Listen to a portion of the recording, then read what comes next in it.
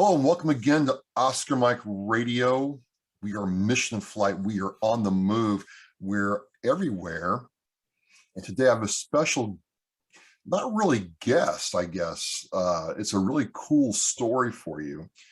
I am pleased to introduce Andrea Eichmann and Mark E. Petersen from WeP3, or the People's Patriot Project, Oscar Mike Radio. Welcome. Welcome. Thank you. Thank you so much for having us, Travis. It is great. Now, we're going to go a little bit, back.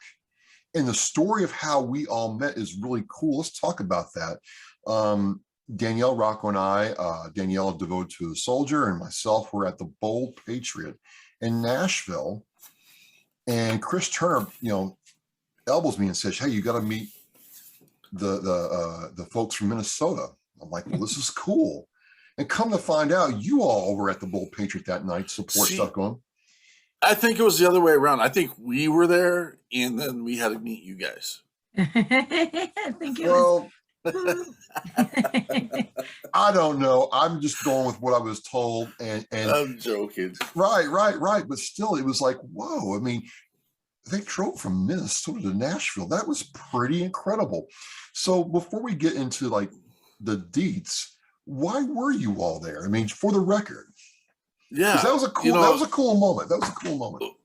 For the record, we didn't drive, we flew, but I mean, it's still, I just want to give accolades to that event. And I think I'm going to blame Chris Turner for that. We had Chris Turner on our show, We Got Your 6 at 6 Patriot Playtime, which we air every Sunday, and both live and then goes in the podcast. But he came on the show and he said, "Hey guys, why don't you come on down and check the Freedom Tour out?" And we had no idea what we were getting into. So and this was just a few weeks ahead of time. Right. We don't have time to plan. Are we in or no? Yeah. So one of the things we do in our show is we connect with musicians as well. And I'm like, well, let's get connected with all these guys. I mean, we'll meet Chris Turner and this and that. And then we decided, well, let's do a recalibration retreat for one of our veteran families. Well, we ended up doing a recalibration retreat for 3 of our families. I'm off the subject, but the point is, what an amazing event. The people that showed up there, my family has grown. When you end up talking about Tommy Anderson was there, you guys were there. So I had actually reached out to Miss Rocco because I saw you guys were at a golf tournament. And I'm like, hey, I'm going to be in Nashville. You're going to be in Nashville. And I never even put 2 to 2 together to think that we would all be in the same room at the same time. And I'm sitting there doing our debrief with Andrea, and I look through the window, and there's Danielle. And I'm like, wait a minute here. So I leave my debrief, and I run outside, and I'm, Danielle, I've been trying to go. And she goes, I didn't want to miss your message, so I left it in the queue, but I wish I would have got your message. And I'm like, it's all good. It's all good. And it was an amazing event. And so I thank Chris Turner for the invite to begin with. But Bold Patriot, those guys there are absolutely freaking phenomenal on what they're doing there. And just the laundry list, Andrew Fair, the laundry list of all the people that we connected with while we were there was just amazing. Yeah, it's a great place. And you felt like you didn't have to ever, not that I don't apologize for being American, but you can be unapologetically American there. It was just fantastic. And, I felt the same way. I'm like, oh my God, my circle, my family just grew out of that event. Absolutely. And I really liked what you all were doing. And I really liked the fact that, one half of you is crewed by a civilian female helping out veterans. I thought there was a deeper story there. And then after that, it seems like you all got done with that event, twisted the throttle, and now you're just going hard. I mean, what do you all, I know what you do, but tell my listeners and viewers who are watching this, what you all do. Well, so networking is such a huge part. And really, up until just a few months ago, we were concentrating on the building of our story, the building of our goals, the building of our networking. so that we can put it all together into what, we want to accomplish with everyone. And so, networking, putting other like-minded and like-missioned groups on our podcast and on our Sunday night show has been a blessing, because we realize there's no way we will reach every one of those veterans out there who's contemplating the end of things. And so, or who just needs help to get away from those thoughts. And so as we started meeting groups that were like-minded and like-missioned, we've just networked with them, and we have some really tight contacts that we can reach out to across the country. And so now that we have all of this base and all of this connection, our goal was always just save lives. Let's just save lives. That's where we started. Now, how are we going to do this? Well, we're going to build communication. We're going to build networks. We're going to reach out to people. And now in the next few weeks here, we're going to finally be capitulating. I don't know, is that a good word? We're going to be putting together this dream of, like, we are going to find a place and move toward that place where we can create a haven for those that are struggling and suffering, and be able to put them in a place where they are cared for, nurtured, guided, and supported till they find their way again. So I'll let Mark pick up from that spot. Yeah, I'm curious about that. I'm the ugly. I just said ugliest. I was just going to say I'm the luckiest man on the face of the earth to have Andrea. I might be the ugliest man ever. No. Hey, first place right here. So we got to compete for that now too, because we're going to be competing for this podcast thing too. There's no competition here. We're all doing our thing, man. But when it comes to ugly, I got called the ogre all the time. Oh man, we got it. So where are we going?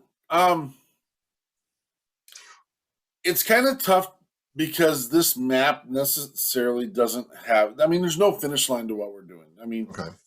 Sadly, we're never going to get to the end of 22. The number for us is 17 to 75, but we use the branding 22 as well, as most veteran organizations do. We get in that argument with people all the time. But a lot of times in this, our truth is that we throw stuff against the wall to see what sticks. And it is part of the process. A year ago, if you had told me we were 18 months into doing a podcast, I would have told you you're crazy. If you told me that we were going to have our own exclusive, monetized, and royalty-paying radio station that plays exclusively veteran and first responder musicians and Patriot players, I would have said, I don't even know what you're even talking about. The growth has been immense. It's been fast. It's been awesome. People have come to us and said, what is in your mind? I've gotten 2 calls today. Can you help me write a narrative so we can raise money for this other organization? And I do have to slow my roll sometimes. And I'm like, what about me? And it's not me, it's about we. But so then I have to go back to how we created this. If I help that organization and we put the things on paper that need to be there, then we have another tool or another lure in our fishing tackle box, and they have a chance to catch yet another person. And there are some times that me and Andrea have these selfish conversations about, why are we not taking care of what's at home? We are. We've had other organizations contact us and say, hey, can you help this? We just had the VA and a larger organization here in Minnesota, MACV, reach out to us and say, can you help this veteran in this manner? And I'm like, that's pride and pleasure there. Yes, we can. It's not always in our budget. We're right now kind of in a little spot. We work off grants and crowd fundraising. And we're a little bit out of our budget right now, and that's okay. We take it to zero as close as we can get, but it's a pleasure to be called on and say, can you help us as well? And I need to stop sometimes and realize that, you know what, we are helping the cause. The cause is a global cause, and we need to help all those that need a hand. And not everyone needs a hand. Not everyone is broken. Not everyone needs to be fixed. We don't fix anybody. We help recalibrate them and get them focused, and we call it lighten the load. That's what our goal is. Well, let's just go back here a little closer to home. I'm interested, Andrea, when you said you have a place that's coming together for veterans to kind of, get some help. I want to know if you'll talk about that, because, that seems like it's more of a hands-on approach of what you're doing. For sure.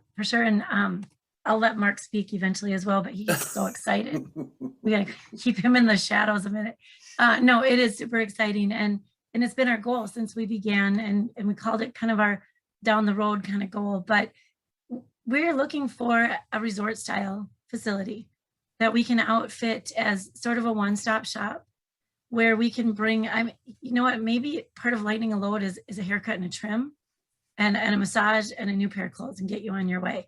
Maybe part of lighten your load is you need a week with a therapist or a mentor, or someone who's in the same situation or has been there and understands that maybe you actually need medical and or physical treatment, emotional treatment that's even above and beyond what normally a facility like that would give. But we have contacts now with PhD doctors, with nurses, and with emotional support people to bring in and help that. And so now we're just on the search for that building.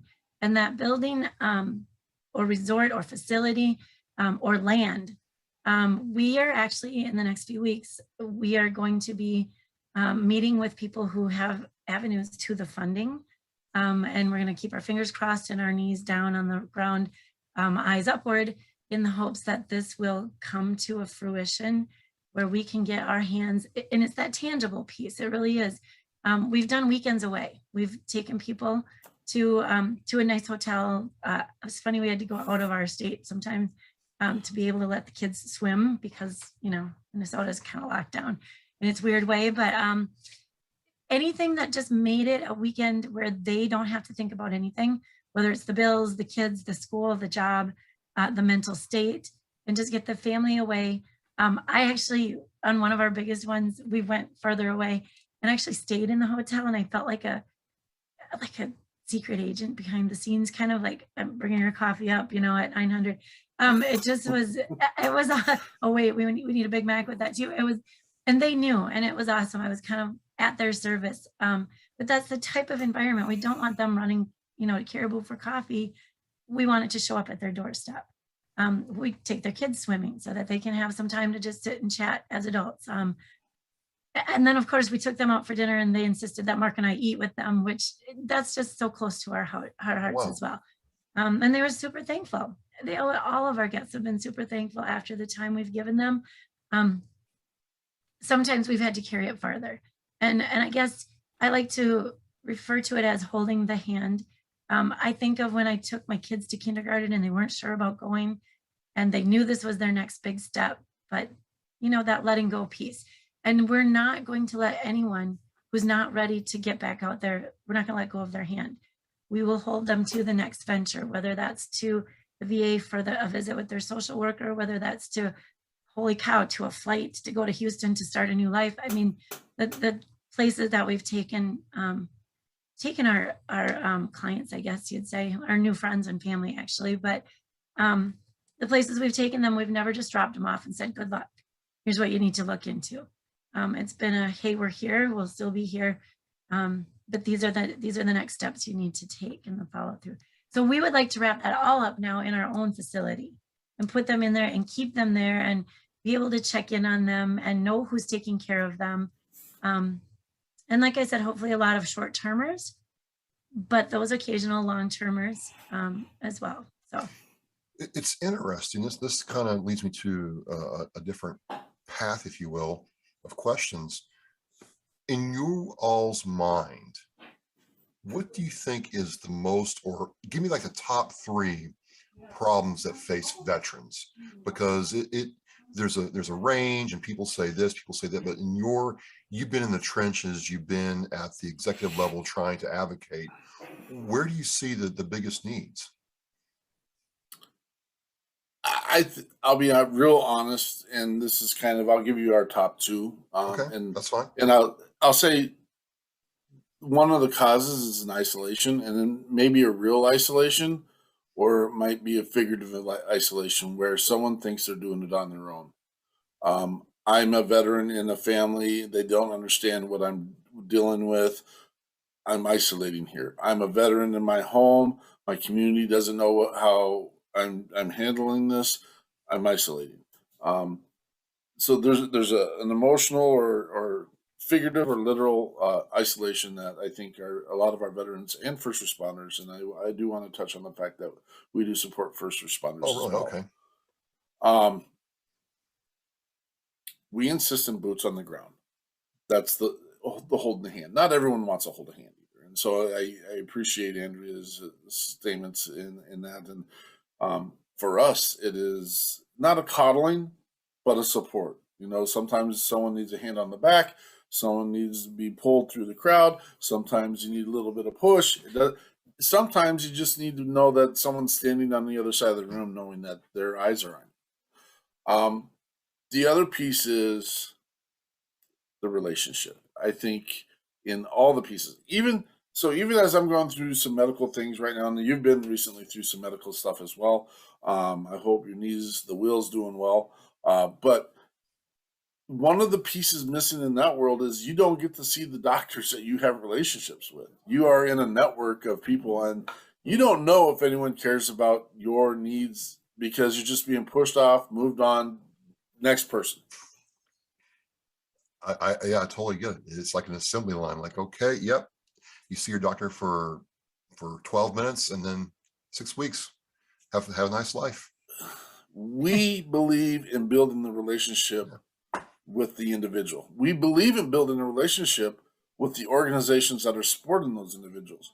We believe in advocating through those organizations.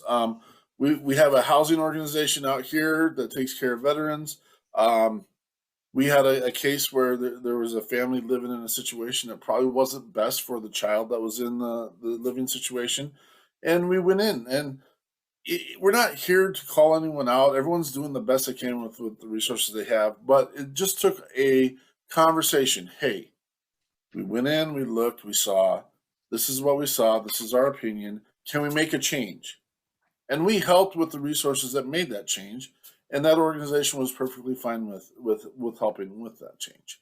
And so sometimes it just takes, eyeballs on the person from across the room. And the boots on the ground, building relationships. That's what we believe in. Well, I think there's a component for that. I think a lot of people, let's go the 5K run, the golf tournament, let's do the bowling tournament, fishing tournament, and there's never really a demonstration of what did you do? What are you doing? Right? Sure. What are you doing? And I think people, civilian, military need to see that. So it's very interesting to me how you all front load that. I talked to a lot of orgs, and everybody's trying to do a good job, but one of the things I'm like, you need to tell the story of what you're doing, and I think that's important to see. So it is so awesome to hear you say that. Just so you know, it's one of the things that we a year ago said. We do have to establish relevance. Talking about the properties we're looking at doing. Some of them we're talking $4.5 million. Some of them we're talking, some are significantly less, but at the same time, it's hard to crowdfund for $4.5 million because everyone doesn't think their $20 matters or their 22 cents matters. Certainly does, man. And it really does. At the same time, it takes a really long time to bring $22 in to make $4.5 million. And even our smallest property that we're looking at in Kansas right now at $300,000, it'll take a while to make that happen, but it will happen. The relevance piece, and a lot of times we say they're small, but they're huge to these people. It's lighten the load for a minute, and we've got story after story after story of just taking a little bit of piece out of someone's life that helped them focus on something different. Awesome. Andrea, I guess that's our third. That's our third component, lighten the load. That's it. Yeah, there you go. Andrea, and one of the things that's, I go back to it and I just want to touch on again is the civilian aspect. A lot of civilians tell me, well, I feel kind of weird reaching out to veterans because I'm not one and I don't know what I can do. And some of my fellow brethren are like, well, that civilian can't help me out. They didn't serve. So I'm kind of curious, how do you bridge that gap? And what's that mean to you to be able to impact someone's life in this way? Right. And I will say that has shaken my confidence just a couple times. Well, initially jumping in with Mark, I'm like, I don't even understand your language sometimes. Can you help me? Right. Like I'm a teacher, so I get a lot, but I'm not getting what do you teach? Some of the terms. I teach language arts in the middle school. Oh, wow. So you can help me talk better and write better? Speak better. Yep. Okay, good. No, I'm kidding. For sure. And that's so that's one of the things I leaned on. I'm like, well, I can speak. And I've always considered myself a very good listener. So coming in as a civilian, I think twice in the last 4 years, I've been told that if I'm not a veteran, I'm not going to be successful because I won't be able to make the connections and people won't want to get involved. And then I lean back on, well, my founder here, he's a veteran and I'm kind of being a mouthpiece with this. But I want to say on the flip side of that,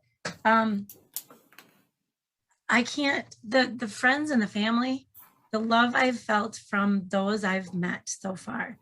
And very few of them have said, oh, you don't get this, you're a civilian. Very few have said that. And well, one tells me I got to learn. But anyway, still, I love him still, but it's okay. So coming in, what I felt I needed to get a hold of was, none of this is negative, but the bravado, the stigma pieces, I don't need to talk to you about it. I don't want to talk to anybody. So learning to take none of that personally as a civilian. And like I said, I think I'm as a good listener, people have always just brought me more than I've ever wanted in the world of their troubles. And so someone told me, a good friend a long time ago, she said, well, God gave you broad shoulders and good ears, and then he sends people your way. And so I think I even brought that up to Mark at one point, like, yeah, I attract those who want to tell their stories and sometimes don't know who else to tell them to. And so I learned about this stigma, and I guess I've just found ways to kind of keep poking, I guess, into let's get past the stigma that you can't go outside or that you can't speak to anybody about your issues. And then that solitude piece, I don't know, I'm kind of a talker, I guess. And so I just don't let people enjoy their solitude anyway. And so poking into those walls is kind of a piece that I can bring in. And I even I got to present to our Rotary group here in town. Oh, nice. Yeah, they invited me in and it was a little bit of a shock because I might have done it during my school hours. And then my superintendent was in the Rotary group, which I didn't know. I'm like, hey, morning, I'm on break. I hope you know. But they were super great. And one of the lead policemen in town was in the group. And I talked about our facility and how we would like to take those who might be struggling, because ideally we want to catch something before it breaks. And so he's like, I'm not going to come into town and say, hey, I need help. Can I check into your facility in this town where I work? And I'm like, I don't want you to. Absolutely 100%. Because I think he thought I didn't get that. I didn't understand that. And I'm like, no, actually, Captain, I would like to say, hey, Joe called me the other day and said that you love to hunt quail. And so just so happens my organization has a quail farm down in Kansas that I'd like to take you to for a weekend. I already talked to your brother at work. I already talked to your wife, and it's a go for, next weekend. And then I'd like to pull you out, take you down. You can meet who you need to meet and talk to who you need to talk to. And then at that point, we'll figure out, like, have you dealt with what you've been working on? Or do you need more help? And he was like, oh, that's the most phenomenal thing I've ever heard. And I was like, well, whew, timing and knowledge. I was there on that piece. But why did you mention quail? you can talk about that in a minute, but that, because they're tiny and hard to find and you feel really good when you get one. I don't know. I'm making that up too, but it's been okay to work past it. My family is very, so my dad was National Guard. I have a cousin right now who's super involved. He was the ring bearer in my wedding. So just a little guy, right? And now he's been through 2 Afghanistan tours, and he just got back from an amazing peacekeeping mission in Kosovo. My heart and my pride to help and support and always be there for anyone who needs it. And you know what? I love my freedom, and you'll never be able to fault anyone for that in my eyes. And so I expect that people that love their freedom, that want to do the right thing, if they don't have the experience and they didn't serve their country that way, can serve and support by being in the trenches, so to say, when they come back. Born on the 4th of July, even though Tom Cruise isn't one of my favorite actors, that movie touched my soul. So I did a lot of reading and studying and researching on that, the Vietnam era as well. And I don't know, I don't understand why. I don't get the why. And so I guess that just made me more aggressive in trying to figure out and trying to be helpful. That's awesome. That's awesome. Speaking of Afghanistan, Mark, I did want to get your thoughts on Afghanistan, what's happening over there now. I just, it's making Vietnam, which I absolutely do not ever want to forget, but what's happening in Afghanistan is unprecedented. I just, I can't believe it. I want to get your thoughts. It's a super tough one, man. And yeah. I don't know that I have the answers. And here's I'm going to parallel it with a mission we just had with one of our veterans. Okay. And I get it, and I see it, and I understand it. But so we have a veteran. We needed to do a hasty extrication, actually, from the place that they were living because of some abuse issues, and we didn't really feel that up front it was really our place until we realized there was a child involved. And so then we knew it was time to boots on the ground, make things happen. Wasn't in our budget, wasn't in our scope, but we did make this move, and it was a significant move. The person didn't have any close relatives within roughly 2,000 miles of them. So we made this move. And this person, bless their heart, maybe had not planned out the entire process. And we were there to help and initiate and to support. And we did as much as we could. The asking just kept coming and kept coming and kept coming and kept coming. And we're stuck in it. And so I want to do a quick shout out, because if people feel, and they're hearing this mission, and this is a female who was in an abuse situation. Unfortunately, the significant other was also a veteran. And we're looking to support him as well. Got this extrication, got it moved, got set up, got the infrastructure put into place. All of her stuff is in storage, and she's looking for the resources to get her stuff out of storage. And it came at a little bit larger level than what we are prepared and ready to do. But, and again, I've always said, we'll put it to the network and let them say, if there's people that are listening to this and think that it's a viable piece, reach out to us, and we will help take care of this. We will in part help her.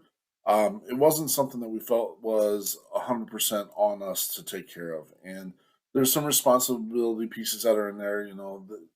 She's made some decisions to move her resources into other areas. And again, I'm not here to babysit. I'm not here to look over, but we're not a handout service either. So right. That's kind of going back to Afghanistan.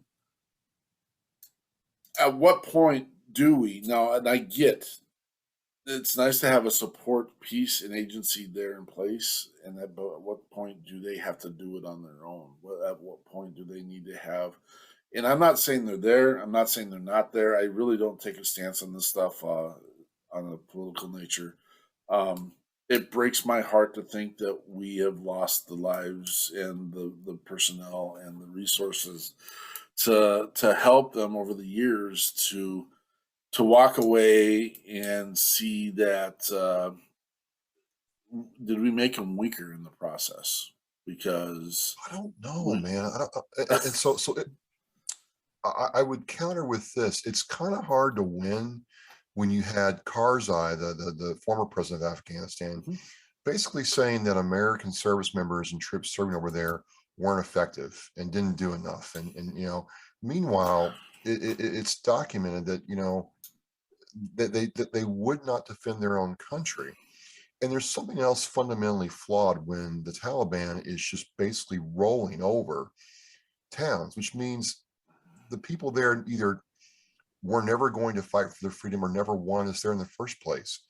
right. I just do not want our fellow brothers and sisters feeling like their service and efforts over there were in vain. That's the part that's bothering me, and I just didn't know what you all felt about that, because it's going to come up in future situations. I have to think so. You've already seen it, maybe. Absolutely. It's it's that model. It's again, you talked Vietnam. It's hard to believe in relatively my lifetime we had a man in Germany, doing what he was doing and the cleansing he was doing in our world. It's I don't get these mindsets, and um I'm here. My boots are on the ground to take care of anyone that I feel that I see as being a victim, so to speak, and I will always be that person. Um, I always think and want to believe that our intentions are good when it takes to protecting and serving other people, and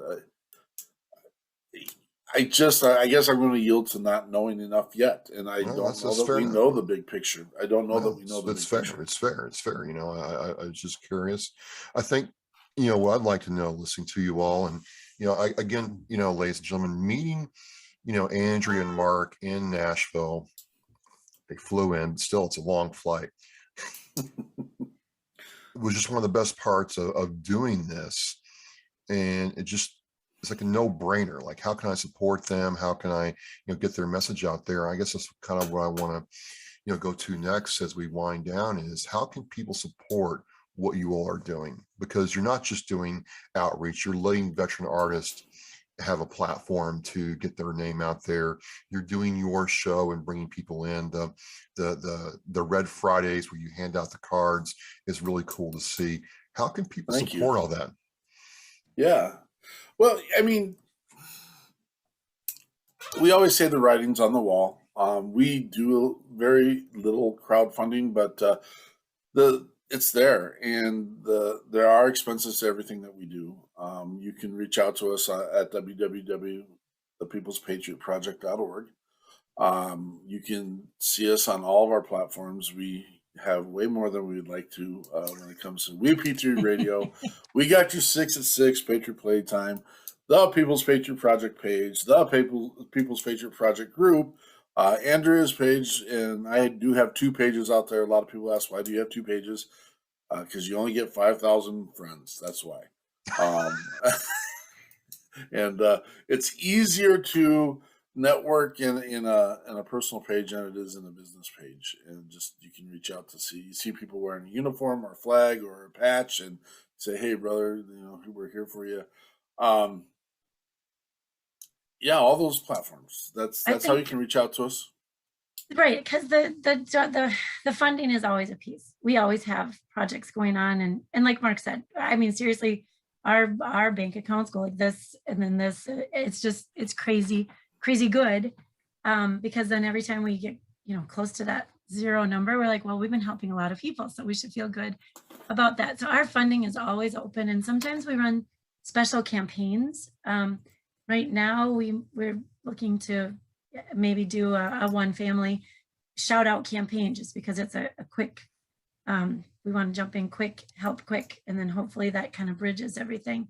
But besides for the funding, I've made friends across the country.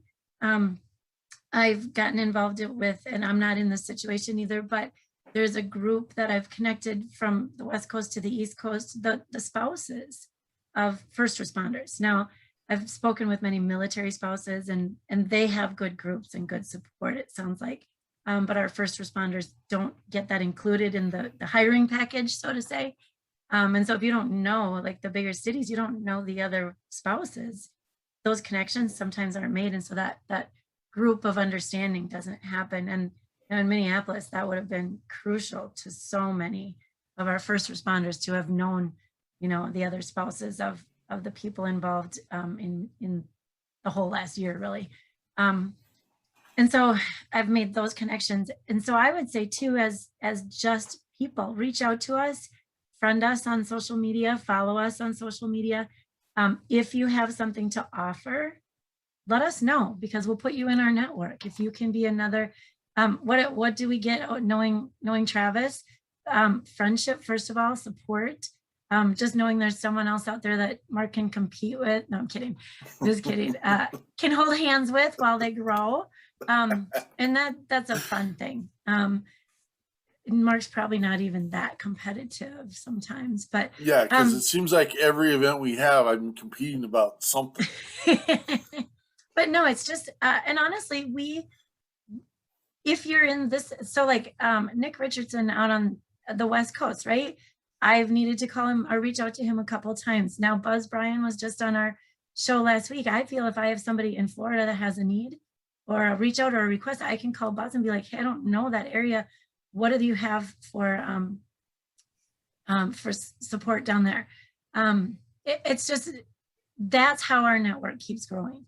So yeah, just follow us, let us know, and get in touch with us. Well, I'll get with you both and have all the links to your platforms. There'll be a long list in the show posts right on the website, so you can, see this. And, I do want to say this. I never look at this as a competition. The only person I'm competing with is myself. Well, because some people, civilian veteran in this podcasting realm really take, and I like to win, but for those of you watching this is not, who's better than who. This is for what Andrew was saying. This is us coming together. So, hey, yeah, I know somebody in Massachusetts who can help you out,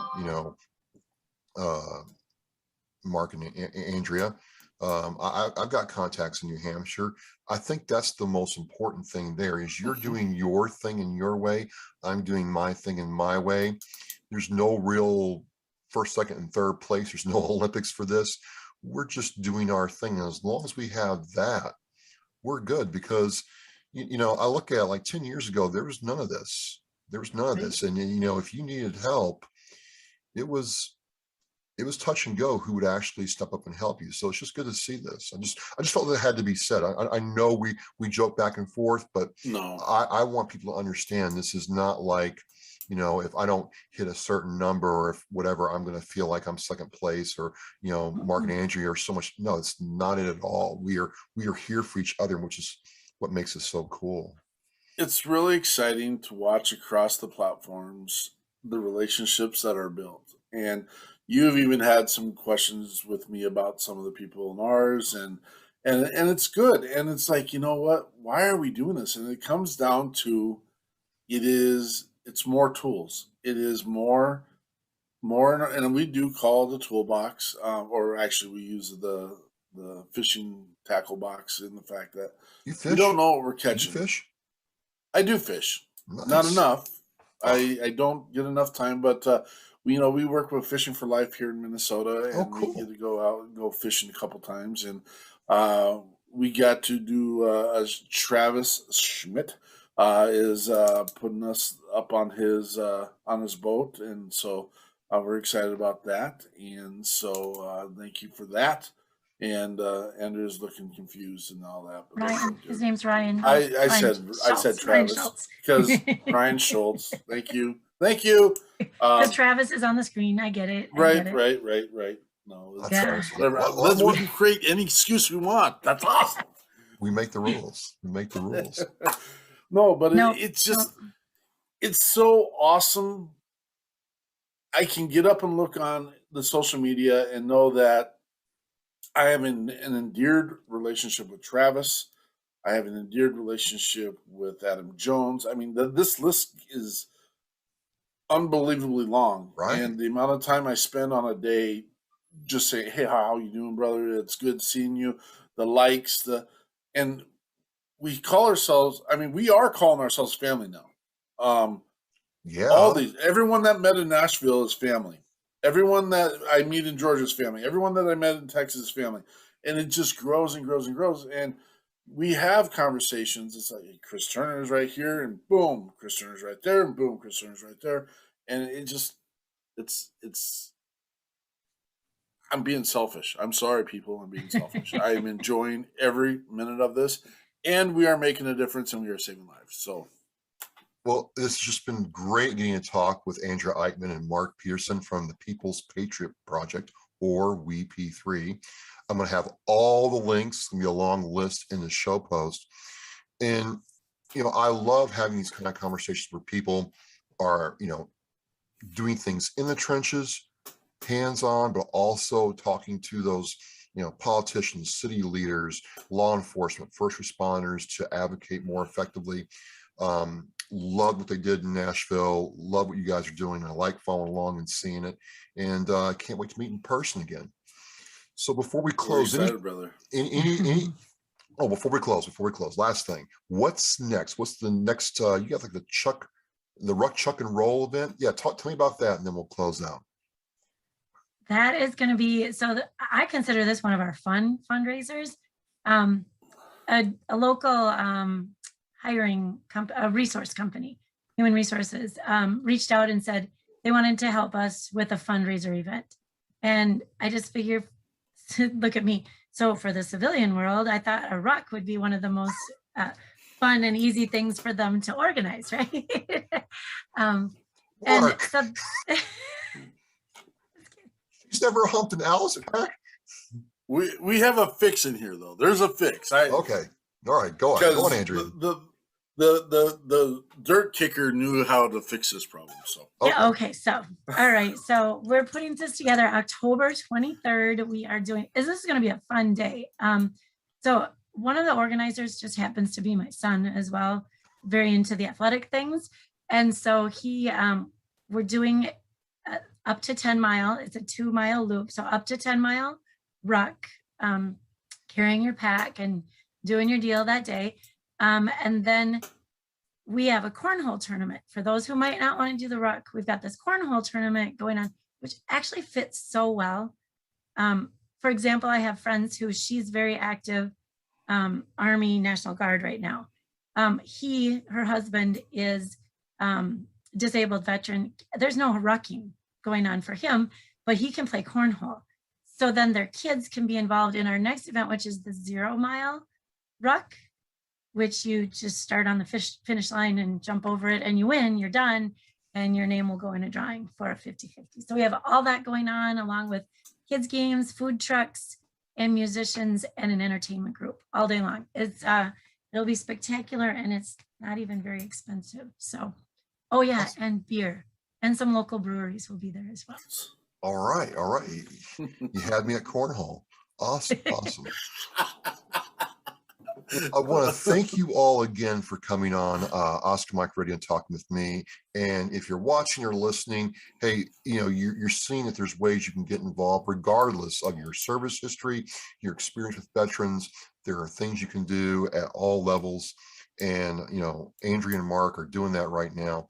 And as we say in Hawk, as we say in Oscar Mike Radio, we are mission in flight. Thank you very much. Patriot pride. Thank you.